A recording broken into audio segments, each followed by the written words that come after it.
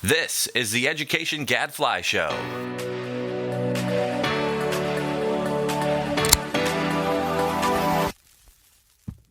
Welcome to the Education Gadfly Show. I'm Stephanie Disler, producer of the show. Today, Mike and David are joined by Jim Blue, co-founder of the Defense of Freedom Institute, to discuss the Educational Choice for Children Act, a proposal that could expand educational options for families through school vouchers. Then, on the Research Minute, Amber shares a study on how expanding broadband access for Chicago families during the pandemic boosted outcomes for high-achieving students, but negatively impacted those who were struggling. All this and more on the Education Gadfly Show, starting now. Hello, this is your host, Mike Petrilli of the Thomas B. Fordham Institute, here at the Education Gadfly Show and online at fordhaminstitute.org. And now, please join me in welcoming our special guest for this week, Jim Blue. Jim, welcome back to the show. Thanks, Mike. Yeah, Jim is the co-founder of the Defense of Freedom Institute. We'll say more about that in a moment. Next, joining me as always, my co-host, David Griffith. Hey, Mike. Always a pleasure. Yeah, welcome back. Now, I should point out to our viewers who can see me, I am wearing my maize and blue here for the University of Michigan. We're taping this before the Sweet 16 or Elite 8 games. I have no idea, therefore, how Michigan's going to do. Hopefully, by the time this airs, we will be on our way to the Final Four. Though, I will say, we've got some tough games ahead of us, so maybe not. Jim, do you have a favorite college team that you root for, or do you not do that yay sports kind of thing? It depended on where my children were in college. So UCLA and Duke. So there was always something going on. Yeah. Duke, who of course is angry because I guess the White Lotus makes some Duke grads look bad. But like it's hard to make Duke grads look bad. Just kidding. All right, enough with that. We are here to talk about education reform. And in particular, Jim, we are here to talk about the Educational Choice for Children Act. This is otherwise known as the tax credit program that may or may not be part of the Republicans' tax reconciliation bill that is being debated. Let's talk about that on Ed Reform Update. Okay, Jim, you and the Defense of Freedom Institute, a think tank, you have been some of the drivers behind ECA, as it's called, right? The education.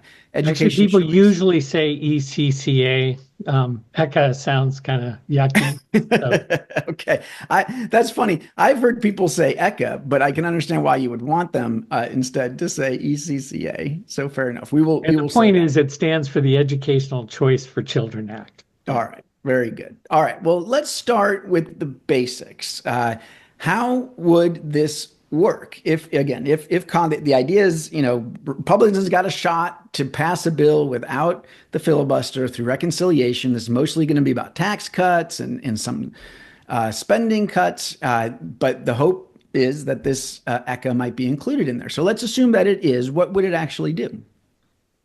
So this is a tax credit for voluntary charitable donations to K-12 scholarship organizations, or actually, it's important to say that right, scholarship granting organizations. Mm-hmm. During our conversation today, I'll use the acronym SGO a lot. And the bottom line is this could double, maybe triple the number of students across the country who can access private school choice, including in Democratic states. I'll just start right away, Mike. I think it's likely to be included in the budget reconciliation process. It's a very complicated negotiation. So some of what we talk about today may or may not end up in a bill 3 or 4 months from now. But I do think at this stage, it's very likely to be included. I'll give you a little bit of data point on that. During the last Congress, more than 150 members of the House Republican caucus, 70%, signed on as co-sponsors of the bill. And as you know, there are a lot of people don't sign on as co-sponsors to any bill. When you have that many people showing faith that in this policy, it's a pretty good indication that if they take control, they're going to get the bill passed. So we do think we'll see it in there, and we have had very positive statements from the speaker, Leader Thune, the members of the committees that have jurisdiction. So we're feeling very good about it. Okay, but and explain how this would work. Yeah, let me get. Sorry, I didn't mean to. In California, how is this turned into a scholarship that a low-income child in Los Angeles could use to go to a Catholic school? Yeah, so let me to explain first the mechanics here. What happens is a donor would receive a 1-for-1 federal tax credit, meaning against their federal income tax, if they contribute to a qualified scholarship granting organization. I can talk more about that in a minute. The scholarship granting organization would then give a scholarship to a family, and that family would then find a school or other educational provider to accept that money and provide an education. The way it would work in a state like California, where I live, a blue state, is just the same way it would work in a red state, because the state and the federal government actually is not involved in running the scholarship. That's all done by an SGO.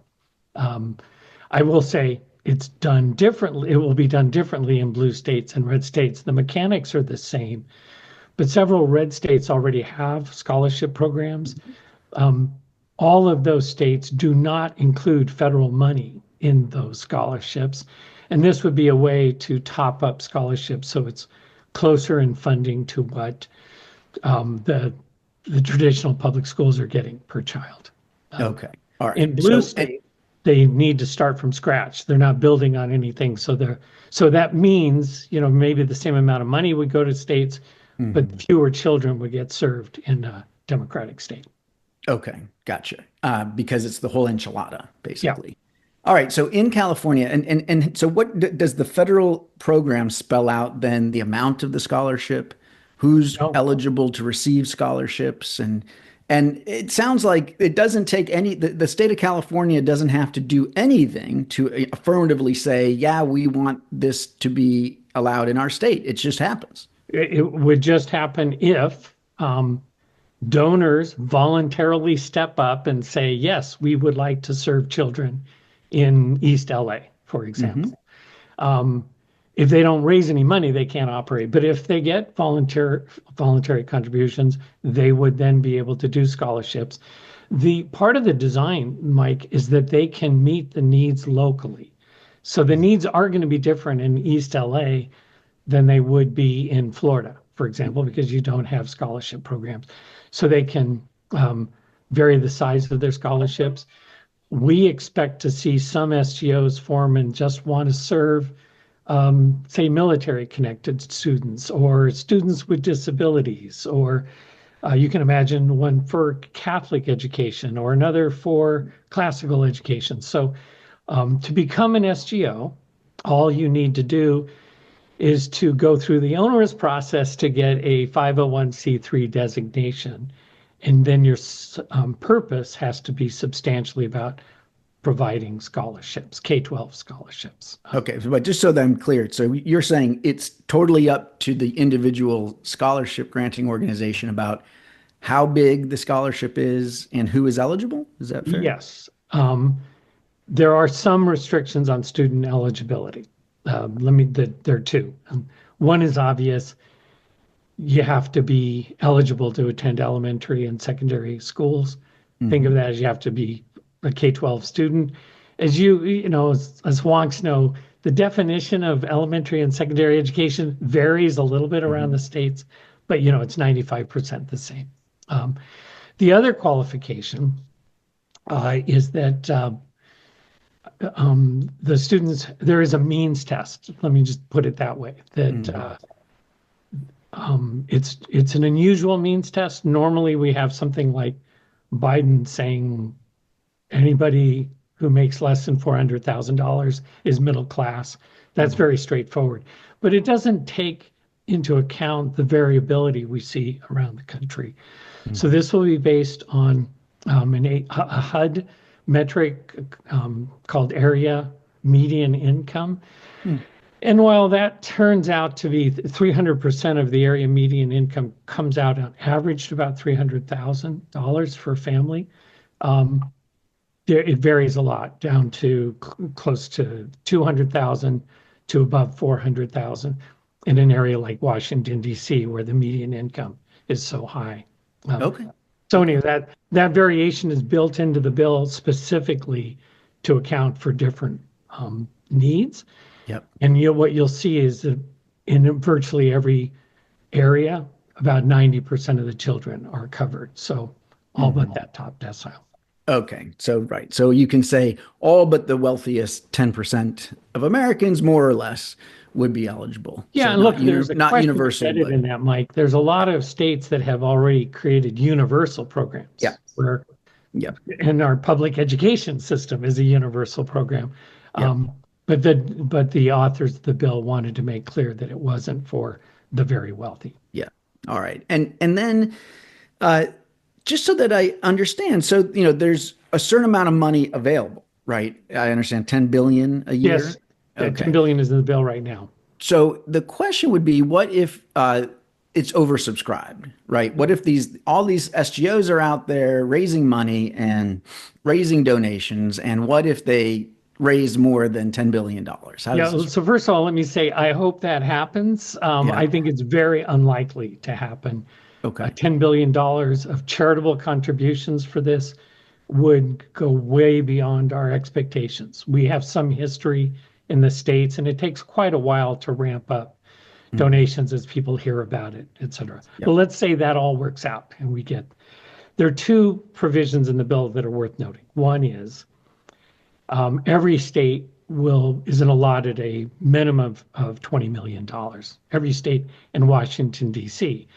So $1 billion is set for that. So if you happen to be in a state, I don't mean to pick on Wyoming, but it's a small state, you'll at least get $20 million of for scholarships, not necessarily for donations, but for scholarships. You get the credits, not the donations, right? Right. So Okay. The other provision is that because it's a FIFO system, first come, first serve, there will be a real-time portal with the Treasury Department where the SGOs would have to go up and say, we've gotten a contribution. Can you reduce the cap? And that will be publicly available. So somebody can say, oh, well, they only have $1 million left. I better get in there quickly to do it. So the only other thing about this, we're getting into some of the technicalities of the bill, Mike, but I hope that's okay. There is an escalator clause so that once you get 90% of donations for a year, the next year it will go up 5%. So if it's 10 billion the first year, the next year it'll be 10.5 billion. And that, of course, will increase over time. You continue to build on that new cap. David, what's on your mind? Well, lots of things. I mean, it's really calling the question for me about how I feel about this entire movement, right? I'm sort of, I guess, voucher curious, right? And I can support voucher programs with a certain set of conditions, right? That are almost always never, not fully satisfied in any single program. So, I don't really personally have a huge problem with doing something like this from the federal level. It seems reasonably designed. And I'm sure if I were a tax person here, they would tell me I'm not supposed to like the fact that you can write off, so much of it, right? But I actually kind of like the fact that, correct me if I'm wrong, but it feels like this could actually sort of induce more spending on education, right? To the extent that people take it up, right? So I actually like that about it. My biggest concern, which I've basically articulated previously on the show, is I just think we need data on outcomes, right? That's just where I come down when it comes to vouchers. I'm not offended by the 300%. Whatever the cutoff is, right? It's probably a little higher than I would put it, but that doesn't go as far as it used to. And so, I mean, it's reasonable on those grounds. So, I mean, my biggest issue is just that I need to know what I'm getting for my dollars. And actually more than that, honestly, I just need to know how the kids are doing. I think the market works better with good information. And so, I mean, feel free to correct me if I'm wrong, but I Yeah, feel look, like this is landing in sort of varying state environments with varying levels of transparency around, outcomes for kids, very different testing requirements. And that's just the part that's made me most uncomfortable about kind of the recent wave of legislation is just, I'd feel so much better if I could look at a report somewhere that told me, yeah, these kids are wanting to read and, it's going reasonably well. So you're completely reasonable in your approach here, and you may be surprised that I completely agree with you, right? So there is, I'm surprised. I just think there's a lot of myths right now about how school choice programs are working. I'll get into that, but let me reiterate a couple of your points. First of all, this is additive. It's a really important point. This will be $10 billion additional dollars going to K-12 education. And there's a benefit of that to advocates that we no longer have to respond to that very tired message about how you're taking money that would have gone to public schools to private schools. It's very clearly additive. Mm-hmm. The other thing is markets work best, systems work best when there's transparency around outcomes, as you're pointing out. States still control education in their states.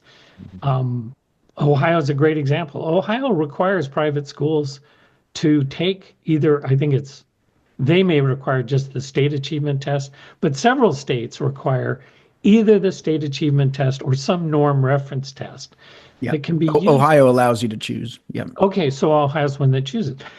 And that's actually good transparency, not only for the public and researchers like you, David, but for the parents, that they need to be able to see how their children are performing. And so that's something I leave to the states. I'm working on federal policy here. We defer to the states, but as far as I know, the only program that doesn't have that requirement right now is Arizona. All the other 13 or 14 states do include it. And all right, but then so let's think about how this plays out in a non-voucher state though. So in California, could California lawmakers then say, hey, if you're getting money from this federal program, private schools, you need to do X, Y, and Z? And some of that could include the testing? California already does that, right? I mean, this is the thing. California closed its private schools during COVID. Mm-hmm. It's, other states left them alone, but the state has authority over education in its states, so it can do those things regardless of this bill. Right? That is a role that states have. So that's interesting because, it is the case that there's a couple of school choice oriented groups out there. I believe Heritage, Cato, who have been, quiet, not opposed, but not advocating for this either. My understanding is they're nervous about what regulations might come along with this. Now, my understanding was that was mostly the worry that a future Democratic administration would load this up with a lot of things that might be poison pills for schools. But I guess I wonder if blue states could do the same. I mean, this doesn't, for example, require the testing, as we've mentioned. It also doesn't say that, everybody, that schools must admit all comers or have a lottery like we see in charter land. Like they can use their admissions processes, which means they're selective, but it also means that they can, for example, a Christian school could say no to a child because they're gay or because their parents are gay. And that's obviously going to rub a lot of people the wrong way. And so the question is, down the road, could there be regulation at the state and federal level? How do you respond to those concerns? Well, I can, on the federal concerns, it's really very easy. This is a tax credit. There's not a program. There's not an office that's continuously looking to add rules and regulations. And then again, because the program is completely voluntary, you have several circuit breakers, Like the donor has to like what's going on, Mhm. and the SGO has to like what's going on, and the parent themselves. They don't have to.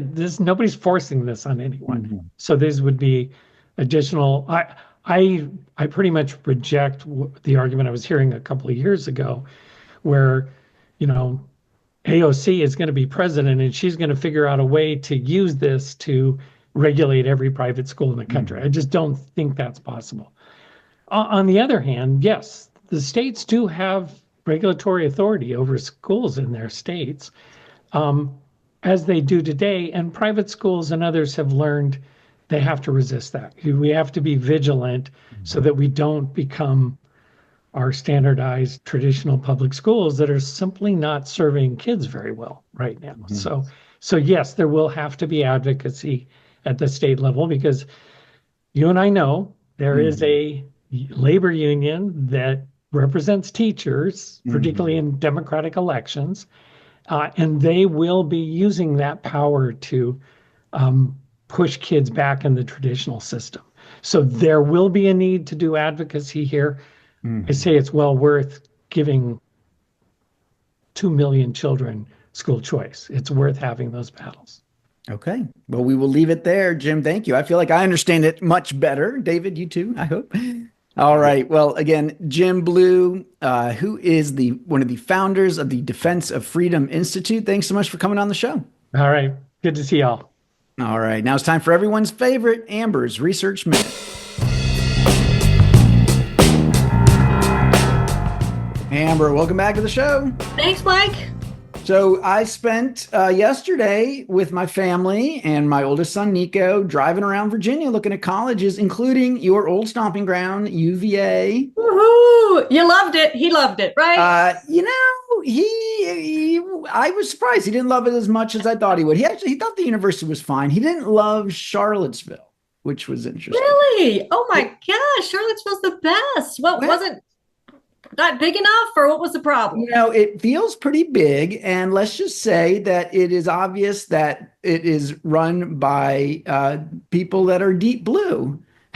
Therefore, secret is out. It has a lot of the problems that other cities have right now, which is, homeless people everywhere, and it just. I don't know. He popped out as very much a Law and Order kind of guy, which is one reason why he's definitely thinking that West Point is his number one pick. Very good. He remains. Yes, UVA is not West Point by any stretch of the imagination. But I think it's also, look, he liked William and Mary a little bit better. It was smaller, and he really loves Washington and Lee, which is smaller still. So smaller still. That's right. It's fascinating that the things I cared about when I was looking out of college different than the things he cares about. That's how these things. It's a lovely thing when you're a parent, you just never know that they pop out different. So. Yes. Well, hey, I'm liking his choices. I love UVA, but hey, he can't go wrong with West Point. My goodness. Yeah. But you should tell UVA they need to work. They need to up their game a little bit on admissions. Their presentation was mediocre. Their tour guides could have been better trained. I got to say, William and Mary clearly more on the ball in those fronts, and it makes a difference. It's hard not to be, persuaded by stuff like that. Yes, I agree. You're not telling me anything I don't already know about that place. So, yes, I would like to see it tighten up its game and button up. That's for sure. All right. Well, enough on higher ed, unless, of course, maybe higher ed is the topic of this research minute. What is it? It is not. We're going to talk about the University of Chicago, where researchers did research on CPS, so Chicago Public Schools. It's kind of messy. I'm just going to put that out there, and you'll understand why it's messy when I get into it. But I still like the question they were asking, which was this pandemic experiment of expanding high-speed broadband internet that a lot of places did because, hey, we're going online and kids need to have broadband, how that impacted engagement and achievement, okay? Pandemic era stuff.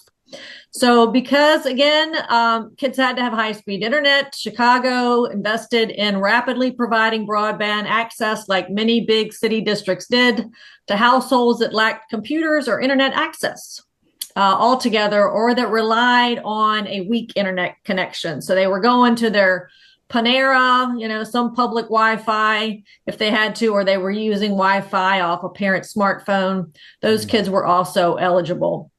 You remember those images early in the pandemic of kids like, sitting in a car outside of McDonald's or something to try to get in. Terrible. Yeah. That's that we're trying to fix that problem. So in summer 2020, CPS launched Chicago Connected, or CC. The aim was to connect 100,000 students in 60,000 households to free broadband internet for up to 4 years. It was starting that summer. I mean, they got out immediately.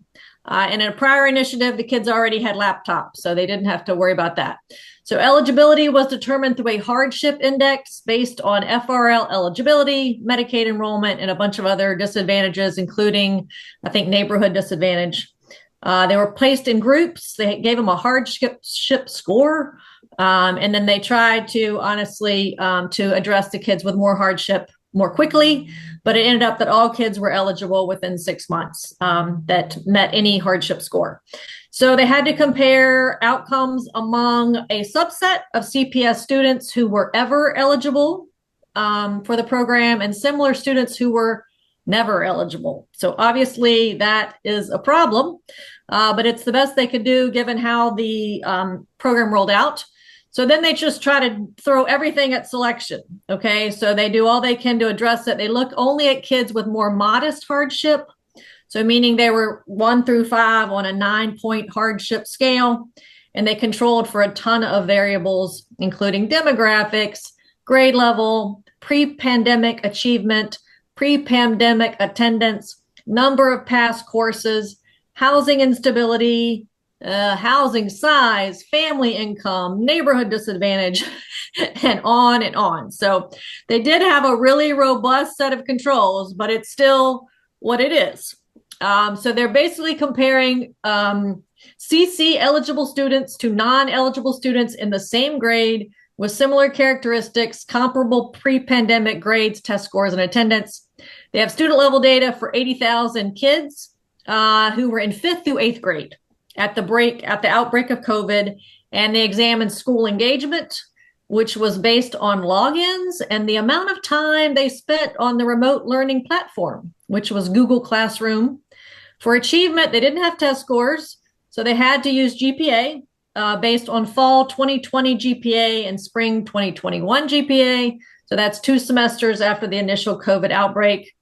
And again, yes, they know about grade inflation, but they didn't have test scores, and that's the best they could do. All right, with all that in mind, they find very small overall negative effects to the detriment of the students eligible for broadband. They also find that eligibility predicted a 0.05 reduction in fall 2020 GPA. But the bigger story is not the overall estimates. It's when they dig into the subgroups and they try to interact some terms. And they basically find that CC eligibility had a negative 0.10 standard deviation effect on students with the lowest pre-pandemic baseline skills. But when they looked at the kids with the highest baselines among that moderate group of disadvantage, they found that the CC eligibility predicted 0.04 boost to remote learning engagement. So it's doing 2 different things, based on whether the kids have a higher or lower baseline going in. And then they found the same thing. So they moved from eligibility to effects of actually having the wired connection. And they find not much of an impact on that moderately disadvantaged eligible group overall. But when they interact the models with pre-pandemic achievement, they find that for moderately disadvantaged eligible students with low pre-pandemic achievement, the take-up of broadband predicts a 0.11 standard deviation reduction in remote learning engagement. So again, how often they're getting on that little Google Classroom. And then they also find that for those otherwise similar kids with the higher pre-pandemic achievement, the connection boosted remote learning engagement for those kids. So same thing. And then they saw the same pattern with the take-up. When they looked at sort of those kids that were mid to high, they found a gradual boosting of remote learning engagement based on how they were doing before the pandemic. So I think it was up to 0.06 standard deviation boost to remote learning. And then they close with ruminating about, okay, why are we seeing these differences among these kids? And maybe it's that these higher performers within this moderately disengaged group have higher levels of parental supervision. They're just not sure, but that's what I have for today. So is it fair to say, I'm listening to these numbers, these are pretty small effects? Small. Okay. I guess I'd have to think about how much did this cost? And, then you think about kind of return on investment. Maybe it wasn't a huge cost either. And, is it, am I being too cynical to think that maybe they went hunting a little bit for figuring out, we got to dig into these subgroups in order to find anything that's interesting to stay, or I don't know. I guess this is why sometimes they want people to pre-register their study design so that we don't go hunting in this way. It feels a little bit like, wow, okay, they really worked hard at trying to find anything. Well, they worked really hard to make the groups comparable, right? The best they could. So I guess they were, maybe thinking, did we overcorrect here? I don't know. Yeah, which is not to say, look, I think it's important. We should always assume that, any intervention is might hit differently depending on your previous achievement or depending on different levels. So that's okay. Look, in my view, it was one of those things we had to do, right? Clearly we were going to give virtual learning a try. We now know that it was a terrible mistake. We should have just had the kids back in school, but we didn't know that at the time, or maybe well, I guess depending on what time, right? In March 2020, we didn't know that. It was worth trying to make sure that kids could at least get access to the stuff that we were doing. Sounds like it had small effect. I don't know. What do you think, David? Yeah, look, a certain level of cynicism is probably warranted with all social science research, so I don't see any particular reason to pick on these authors. I actually have a more credulous take. I buy it. I have, my sort of priors on this have always been, and I think there's a lot of research, that's evidence that's coming to bear on this, that, remote learning doesn't affect all kids the same way, right? If to summarize, and Amber, feel free to correct me if I'm wrong, it sounds like access to the internet outside of school hours, actually, whatever negative effect that had was larger than the positive effect of online school for a substantial subset of kids. Is that a fair? What do you mean by outside of school hours, though? Well, if you're giving kids broadband, right? You're not just giving it to them, between 9 and 5, right? They're all getting it from 3 to 2 a.m. So, it's not but that's a really good question, David.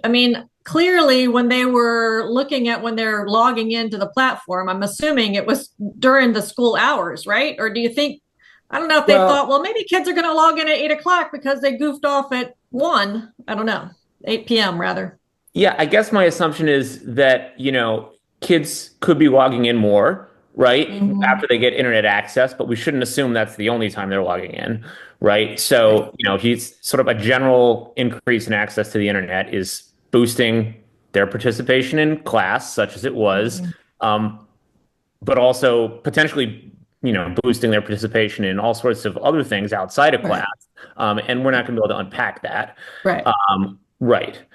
Anyway, I just think, it contributes to this sort of growing narrative that I buy, which is that online learning is bad, potentially really bad, for kids who either aren't supervised or don't have the sort of skills to sort of benefit from like a Matthew effect or whatever, right? Basically, that it might work for kids at the high end, but it's not going to work for kids who can't read or who don't have a lot of support at home. And I just think we're way behind the 8 ball on this. We can't we have to start talking about it more because I don't think the issue has gone away now that the pandemic is over. Yeah, no, and it's not just virtual schools. My N of 1, my high schooler, I would say that a lot of what he's doing at his Whitman High School in Bethesda, Maryland is hybrid. He's definitely spending a lot of time, I think, both at home and at school doing, watching videos, doing some online stuff. Certainly, all the assignments are put in online. I mean, so this notion that it's over, I think you're right, David. It's not over. I mean, we now use these tools, and look, a lot of ways, it's a lot to like about it being more efficient, it being, there's more flexibility in terms of time, being able to go on, and for a motivated kid to get help from Khan Academy when they get stuck is amazing. But this is the thing. It's probably driving inequality because there's a big difference between the kids who are motivated to, get the help and resources out there and the kids who aren't. And I don't know if these broadband things we gave to families, like, did it limit, was there some technology so you could only get on the school site and other educational sites, or could you use it for video gaming and watching Netflix? Yeah, it didn't say, but I'm guessing so. Yeah. No, there wasn't some technology. We just gave them the internet. I think that's right. Okay, that's a big problem. It's a story of an entire generation of kids, right? Yeah. Look, am I wrong in thinking that the sort of the virtual charter school sector, for example, is still in dire need of reform and tighter accountability and sort of stronger incentives to serve kids well? I mean, we sort of stopped talking about it because of the pandemic, but I feel like this issue hasn't gone away. If anything, it's gotten worse. Mm-hmm. It's sort of harder to evaluate the adoption of technology in schools, which is, I agree, it's like inevitable at some level, some of it. But I don't know how to get at it, but I have a sinking feeling in the pit of my stomach, right, that it hasn't always been done thoughtfully, and that, right, that it is supplanting real engagement and thinking in some cases. And it's kind of hard to know even what I should be looking at as a data source for that. But at a minimum, I feel like we ought to be able to talk about the nearest analogy to COVID, which is we still have kids who every research study that has ever been done suggests are not going to benefit from a virtual environment. Right. And actual data shows that they are not benefiting, and yet the public is subsidizing their virtual engagement. It's insane. Mm-hmm. It's insane. And until we get a handle on it, any sort of attempt to get back to where we were before the pandemic or close achievement gaps, it's just going to it's going to be like a leaky sieve. Yeah, you can't put the genie. Yeah, no, I love the soapbox. I'm just figuring out you can't put the genie back in the bottle. So you're right. Like, we have to figure out how to do it better. The guardrails, the whatever. I mean, Mike, I'm like, hybrid, really? Like, is this something that the school is sort of legitimizing? Or I didn't even realize that hybrid was a thing. I mean, he's still going to school every day, right? He's still going to school, but I'm just saying, like, just the way things are playing out. I mean, he had a chemistry teacher a few years ago who I think was actually a gym teacher, one of these examples. But it didn't really matter because they had the best chemistry teacher in the building, who was the chair, tape all of her lectures. And so he learned chemistry from this other teacher down the hall, basically. And then his real chemistry teacher helped with sort of answering questions. I mean, I don't know. Again, I don't know how common this is, but I think this is the sort of thing that's happening. We make it sound like, oh, the schools are the same as they were 100 years ago, but I don't think that's actually true. Mm-hmm. The fact that kids can go on their Chromebooks at any time of day and work on their assignments, turn in their assignments. The teachers are emailing them. They're giving comments. Those comments go to parents also. I mean, these are big changes in the way we do school, but it's, we've become used to it because it's, we're the frog boiling slowly in the water or whatever. And so we don't really notice it. But I don't know. I would call that kind of hybrid-ish, right? Mm-hmm. Or the flipped classroom or, and right. I think it can provide a lot of benefits for certain kids, but probably is not so good for others. Right. Yeah. All right, gang. Well, we could go on and on. David did, which is great. You're right, David. More soapbox. Bring it. Bring it. Yes. Like more cowbell. We want more soapbox. I have strong role models, Mike. Yes. And Mike, are we just going to gloss over the fact that your kids were excellent hosts on the Gadfly production? Come on. We got to give them some props. They did great. Very proud of them. Very proud. Happy April Fool's week as it goes. All right, gang. Hey, that is all the time we've got for this week. So until next week. I'm David Griffith.